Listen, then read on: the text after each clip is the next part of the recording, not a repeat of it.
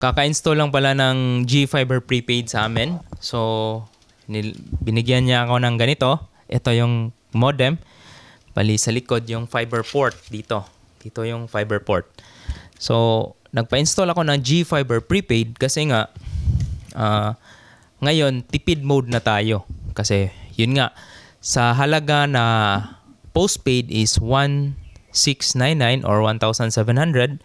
Kung ika-calculate mo siya annually, magkano naman? Nasa more or less 20,000 pag naka-postpaid plan po kayo. So, committed kang mabawasan yung buong sweldo mo ng 20,000 para sa internet connectivity sa year.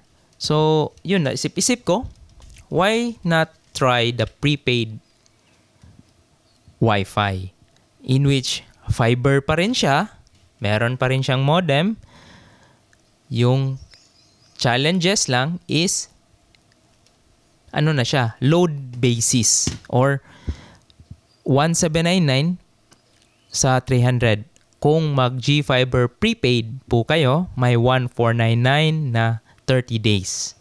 So 1,499 times 12, so nasa around 18,000. So 18,000 nga, 2,000 lang yung difference kung 300 Mbps.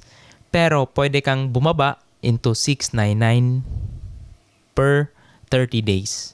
So sa 699, 7,000, mga less than 10,000 annually. So that's 50% of the current postpaid plan. So ano yung advantage pag prepaid? Number one is hindi ka committed magbayad ng monthly.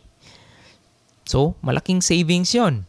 Kung feel mo, hindi mo kailangan ngayon ng internet, no need to load. So, may option ka. Pwede kang mag-skip.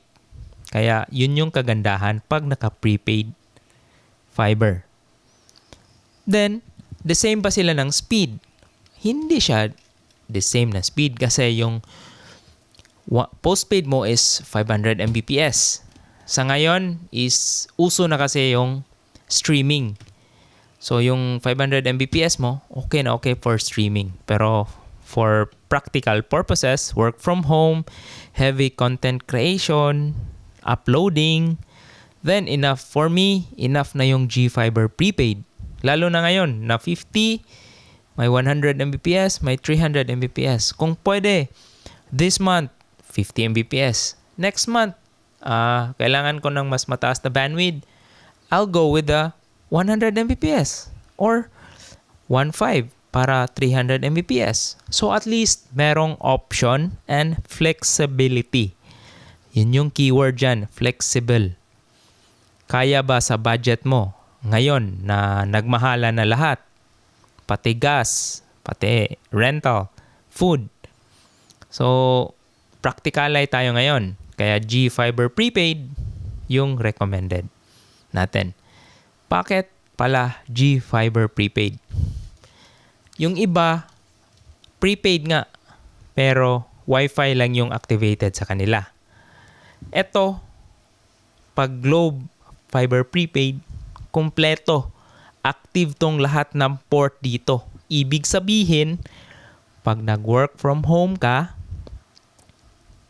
pwede, connect mo na lang yung laptop mo sa LAN, PC sa LAN, CCTV camera sa LAN.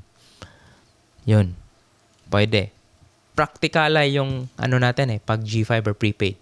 Number 2 na isip ko is, ito pwede sa mga probinsya na like kung CCTV lang yung mini-maintain mo doon, so, na lang, lagyan mo na lang ng prepaid. Okay? So, yun, practical savings, malaki talaga yung save mo. Pwede mo nang gamitin yon sa ibang panggastos, sa iba, pangbili ng bigas, rice meal, Jollibee, food. So, yun, pagkain na yun. So, tapos, yun yung advantage ng GFiber Prepaid. Depende sa budget mo yung nagiging internet connection mo. Okay? So, yun lang. yung advantage. Pero hindi ko naman sinasabi merong perfect na system.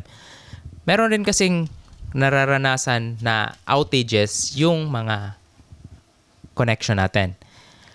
Pag yung connection is line problem from poste papunta sa bahay nyo, then bago pa kayo magpa-request ng repair is magbabayad kayo ng 500 pesos para sa technician booking para makapag-repair ng fiber connection nyo. Lalo na pag nag-red yung LOS, i-report nyo lang sa Globe One app, then bayad mo na kayo ng 500 pesos.